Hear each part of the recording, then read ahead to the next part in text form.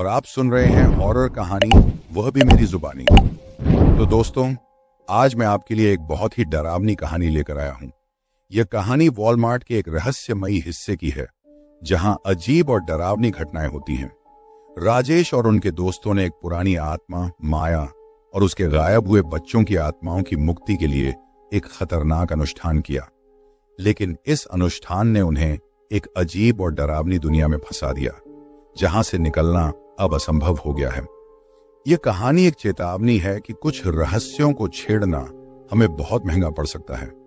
तो दोस्तों, कहानी शुरू करने से पहले मुझे आपसे एक छोटी सी रिक्वेस्ट है कि अगर आप लोग मेरे चैनल पर नए हैं तो मेरे चैनल को सब्सक्राइब करें और मेरी वीडियो को लाइक करें। तो चलिए दोस्तों, बिना समय बर्बाद किए कहानी शुरू करते हैं। मेरा नाम राजेश है। यह घटना 2019 की सर्दियों की एक रात की है, जब मैं अपने छोटे से शहर के वॉलमार्ट में रात की शिफ्ट कर रहा था। वॉलमार्ट के अंदर काम करना आमतौर पर एक सरल काम था, लेकिन उस रात कुछ अलग था। जैसे ही घड़ी ने रात के 2 बजाए, मुझे एक अजीब सी सनसनी महसूस होने लगी। रात के इस वक्त दुकान पूरी तरह से खाली होती थी, केवल कुछ कर्मचारी और सुरक्षा गार्ड होते थे। मैं स्टॉक चेक कर रहा था जब मैंने अपने पीछे किसी के चलने की आवाज सुनी। मैंने पीछे मुड़कर देखा, लेकिन वहां कोई नहीं था। मुझे लगा कि शायद मेरी थकान के कारण मुझे ऐसा महसूस हो रहा है, तो मैंने इसे नजरअंदाज कर दिया और अपने काम में लग गया। कुछ देर बाद जब मैं सामान को व्यवस्थित कर रहा था, मैंने फिर से वही आवाज सुनी। इस बार आवाज ज्यादा स्पष्ट थी और ऐसा लगा कि कोई मेरे बेहद करीब आ गया हो। मैं थोड़ा घबराया हुआ था, लेकिन फिर भी हिम्मत करके मैंने चारों ओर देखा। मेरे सामने एक पुराना धूल भरा आईना था और उसमें मुझे कुछ ऐसा दिखा जिसने मेरे रोंगटे खड़े कर दिए। आईने में मुझे एक धुंधली सी आकृति दिखी जो धीरे धीरे साफ हो रही थी। वह आकृति एक महिला की थी, जिसका चेहरा बहुत ही विचलित कर देने वाला था।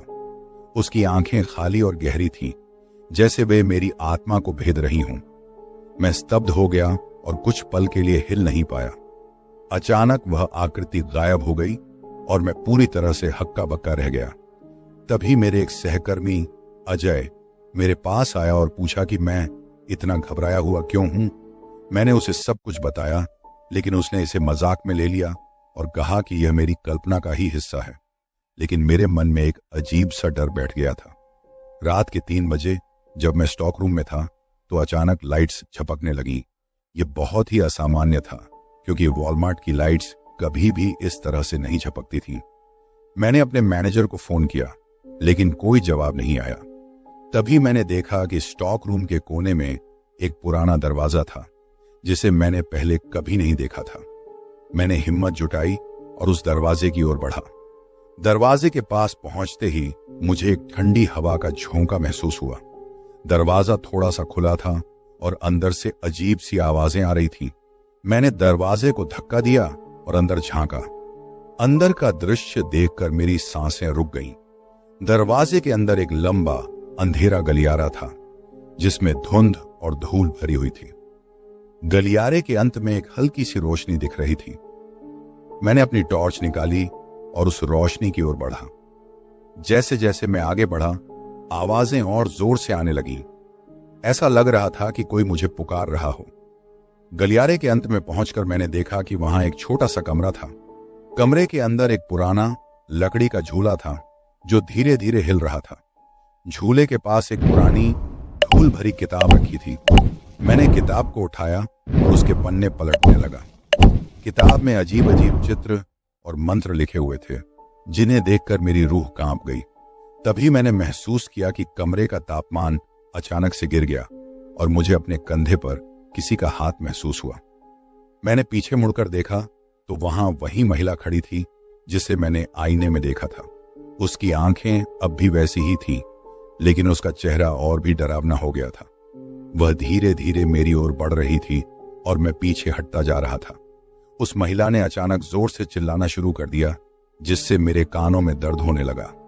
मैं किसी तरह अपनी हिम्मत जुटाकर वहां से भागा और गलियारे से बाहर निकल आया।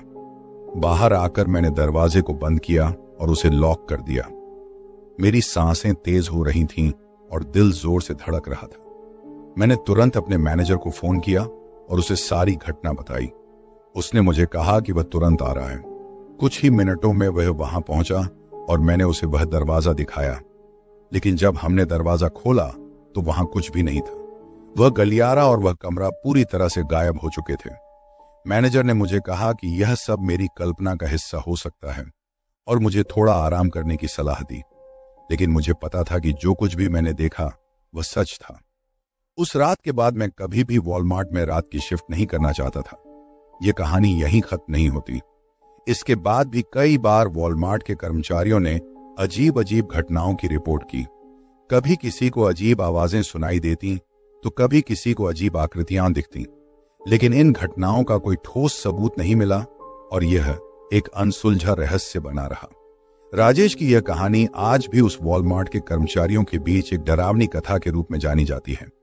कोई नहीं जानता कि वह महिला कौन थी और वह दरवाजा कहां गायब हो गया।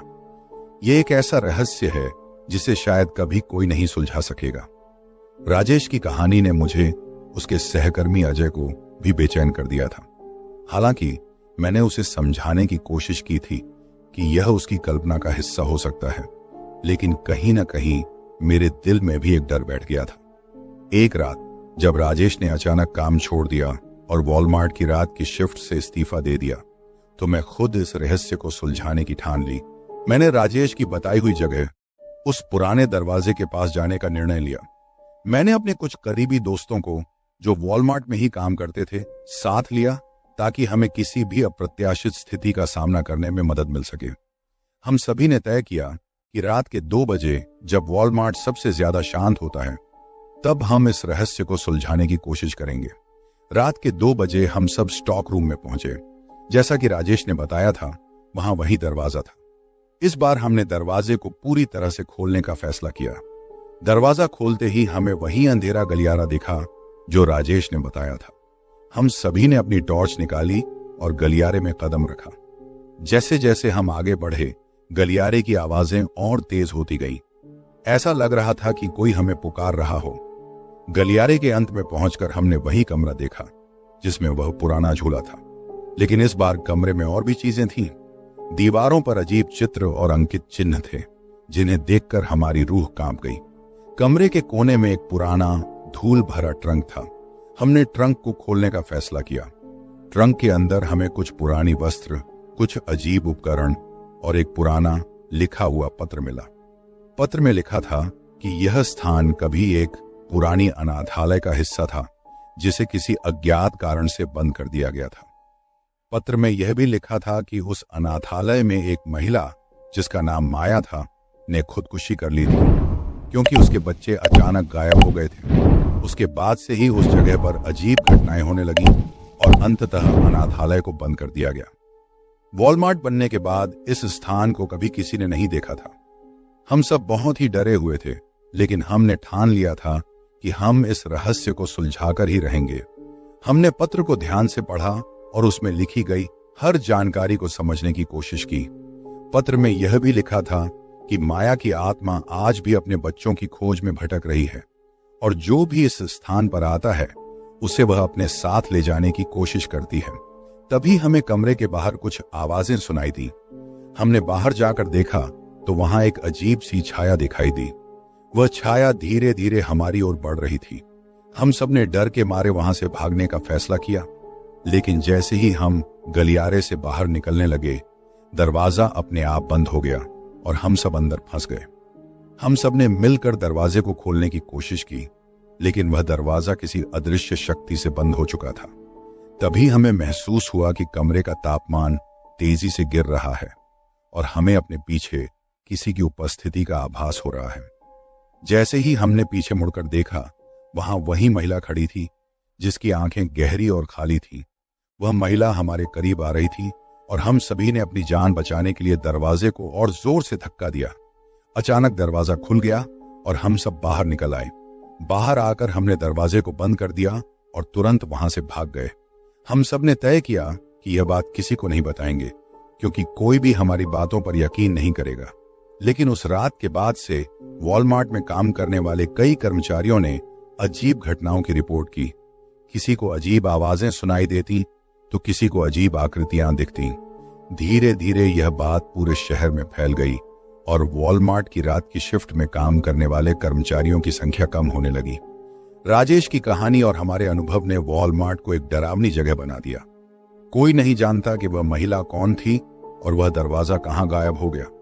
यह रहस्य आज भी अनसुलझा है और शायद कभी भी सुलझ नहीं पाएगा।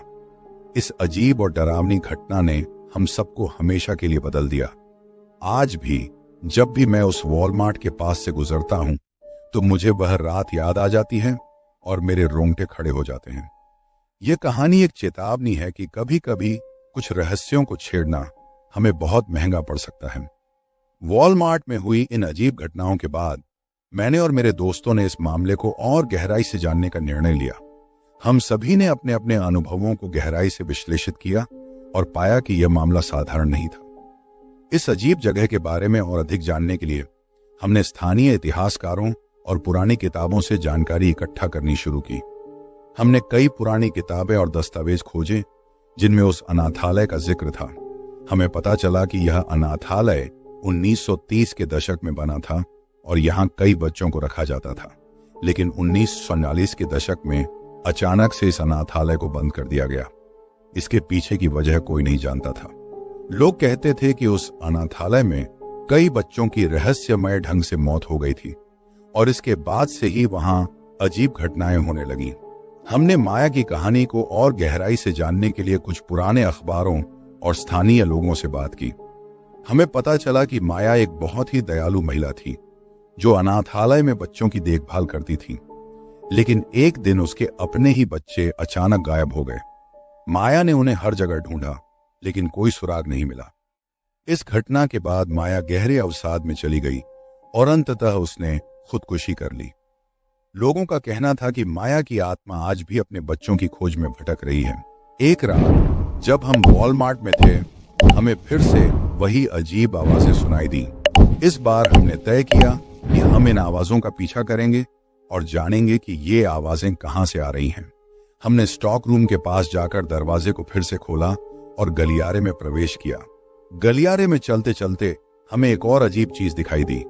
दीवारों पर खून के धब्बे और अजीब चिन्ह बने हुए थे। जैसे ही हम कमरे के पास पहुंचे, हमें अंदर से बच्चों की रोने की आवाजें सुनाई दी। ये आवाजें इतनी दर्दनाक थीं कि हमारे दिल कांप गए। हमने कमरे में प्रवेश किया और देखा कि वहां माया की आत्मा बच्चों के घेर में बैठी थी। बच्चों के चेहरे डर और पीड़ा से भरे हुए थे। माया ने हमें देखा और अचानक जोर से चिल्लाई, क्यों मेरे बच्चों को ले गए? हम सब डर के मारे वहीं जम गए।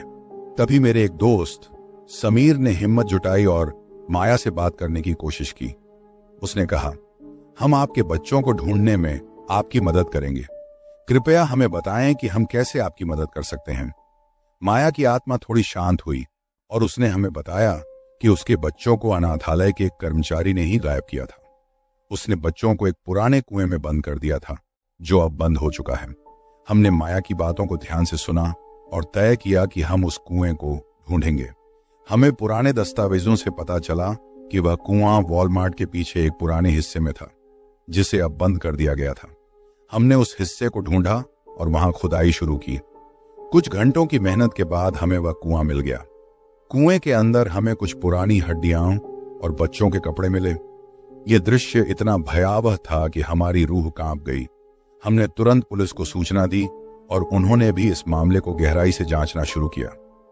यह बात पूरे शहर में फैल गई और लोग वॉलमार्ट से दूर भागने लगे। जब हमने माया की आत्मा को यह सब बताया तो उसने हमें धन्यवाद कहा और उसकी आत्मा ने शांति प्राप्त की। लेकिन वॉलमार्ट का वह हिस्सा अब भी एक डरावनी जगह बना हुआ था। लोग अब भी वहां जाने से डरते थे और रात की शिफ्ट में काम करने वाले कर्मचारियों की संख्या बहुत कम हो गई थी। इस घटना के बाद भी वॉलमार्ट में अजीब घटनाएं होती रहीं। कभी किसी को अजीब आवाजें सुनाई देती तो कभी किसी को अजीब आकृतियां दिखती। यह रहस्य आज भी अनसुलझा है और शायद कभी भी सुलझ नहीं पाएगा। इस अजीब और डरावनी घटना ने हम सबको हमेशा के लिए बदल दिया। आज भी जब भी मैं उस वॉलमार्ट के पास से गुजरता हूं तो मुझे वह रात याद आ जाती है और मेरे रोंगटे खड़े हो जाते हैं। यह कहानी एक चेतावनी है कि कभी कभी कुछ रहस्यों को छेड़ना हमें बहुत महंगा पड़ सकता है।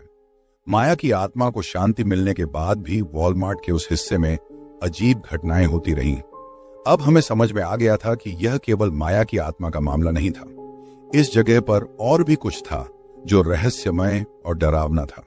मैं, अजय और मेरे दोस्तों ने ठान लिया कि हम इस रहस्य को पूरी तरह से सुलझाकर ही रहेंगे। कुछ ही दिनों बाद एक और घटना घटी। एक रात जब मैं और समीर वॉलमार्ट के स्टॉक रूम में काम कर रहे थे तो हमें कुछ बच्चों की हंसी सुनाई दी। यह हंसी इतनी भयानक थी कि हमारे दिल कांप गए। हमने सोचा कि शायद यह हमारी कल्पना का ही हिस्सा हो, लेकिन जैसे ही हमने चारों ओर देखा तो हमें बच्चों की धुंधली आकृतियां दिखाई दी। ये आकृतियां धीरे धीरे हमारी ओर बढ़ रही थीं। हमने हिम्मत जुटाई और उन आकृतियों से बात करने की कोशिश की। हमें पता चला कि ये बच्चे वही थे जो उस अनाथालय में गायब हो गए थे। उनकी आत्माएं अभी भी इस जगह पर भटक रही थीं और वे अपनी मुक्ति की तलाश में थे। हमने उनसे पूछा कि हम उनकी मदद कैसे कर सकते हैं, तो उन्होंने हमें एक पुरानी डायरी के बारे में बताया जो अनाथालय के प्रमुख की थी। हमने उस डायरी को ढूंढने का निर्णय लिया। हमें पता चला कि वह डायरी वॉलमार्ट के एक पुराने स्टोर रूम में छुपी हुई थी जिसे अब बंद कर दिया गया था। हमने मैनेजर से उस स्टोर रूम की चाबियां मांगी और वहां जाकर खोजबीन शुरू की। स्टोर रूम बहुत ही गंदा और धूल भरा था, लेकिन हमने हिम्मत नहीं हारी। कई घंटों की मेहनत के बाद हमें वह डायरी एक पुराने बक्से में मिली। डायरी में अनाथालय के प्रमुख की सारी बातें लिखी हुई थीं, जिसमें बच्चों के गायब होने और माया की आत्महत्या का जिक्र था। लेकिन सबसे चौंकाने वाली बात यह थी कि डायरी में एक अजीब मंत्र भी लिखा हुआ था जिसे पढ़कर आत्माएं मुक्त हो सकती थीं। हमने उस मंत्र को ध्यान से पढ़ा और समझा। हमने तय किया कि हम इस मंत्र का प्रयोग करेंगे और बच्चों की आत्माओं को मुक्त करेंगे। एक रात जब हम सब वॉलमार्ट में थे, हमने फिर से वही अजीब आवाजें सुनी। इस बार हमने मंत्र का उच्चारण शुरू किया। जैसे जैसे हमने मंत्र पढ़ा, बच्चों की आत्माएं हमारे सामने प्रकट होने लगीं।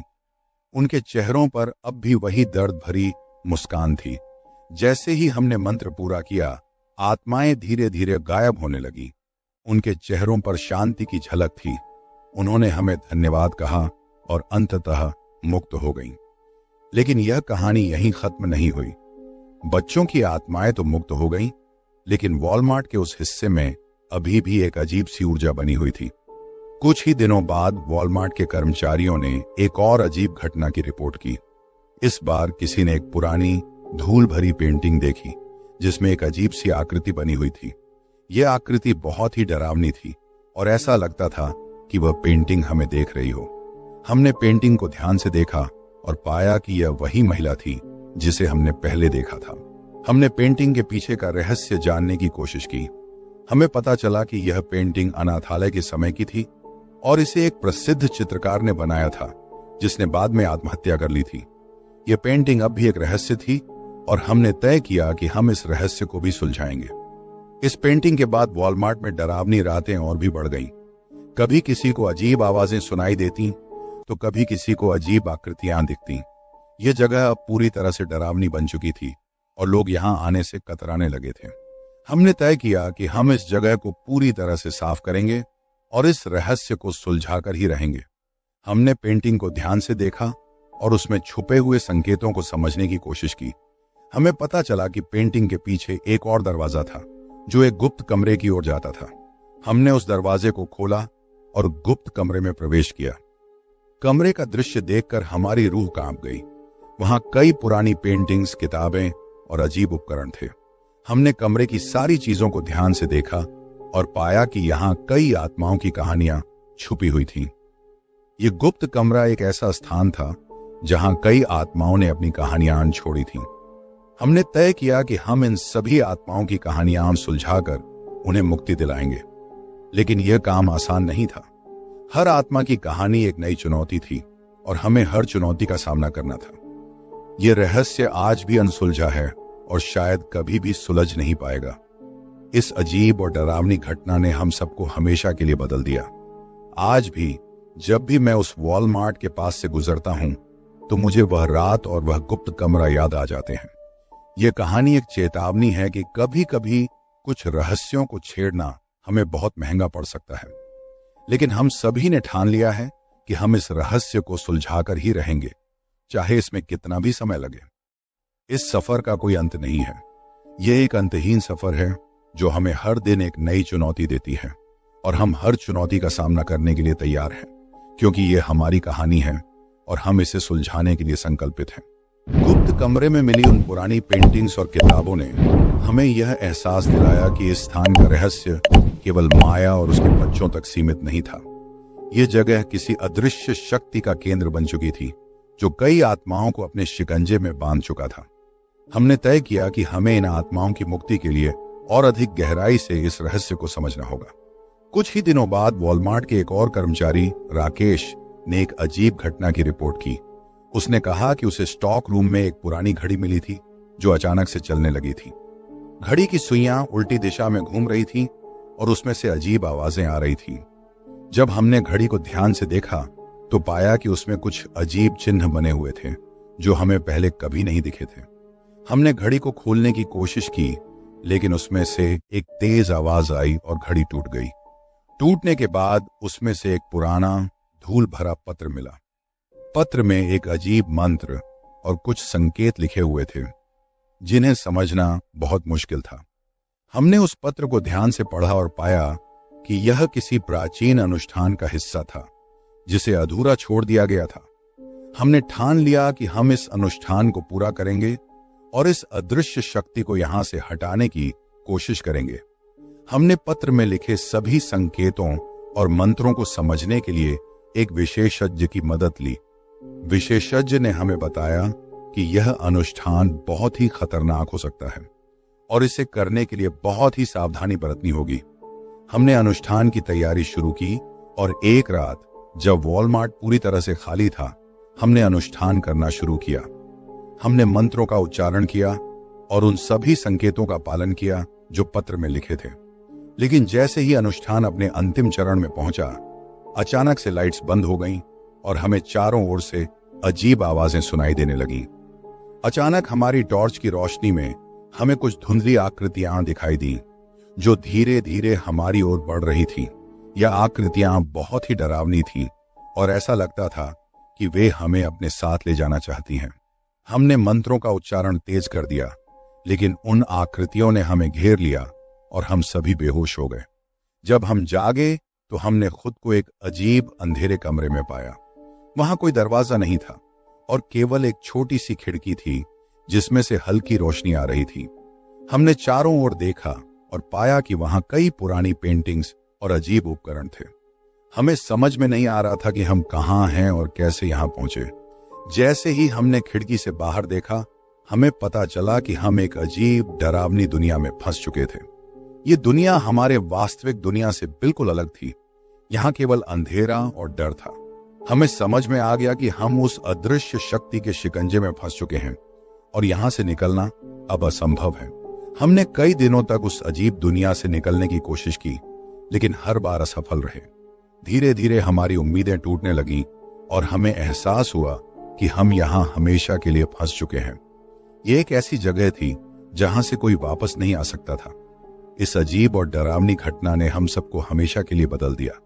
आज भी जब भी कोई वॉलमार्ट के उस हिस्से में जाता है तो उसे अजीब आवाजें और छायाएं दिखती हैं। यह रहस्य आज भी अनसुलझा है और शायद कभी भी सुलझ नहीं पाएगा। इस अजीब और डरावनी घटना ने हम सबको हमेशा के लिए बदल दिया और हमें यह एहसास दिलाया कि कभी कभी कुछ रहस्यों को छेड़ना हमें बहुत महंगा पड़ सकता है। हमारी यह कहानी एक चेतावनी है कि कभी कभी कुछ रहस्यों को छेड़ना हमें बहुत महंगा पड़ सकता है।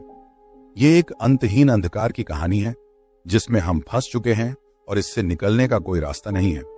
ये एक दुखद अंत है जो हमें हमेशा यह याद दिलाता है कि हमें कभी भी अज्ञात शक्तियों के साथ खेलने की कोशिश नहीं करनी चाहिए। अगर कभी आप वॉलमार्ट के उस हिस्से में जाएं तो जरा सावधान रहें।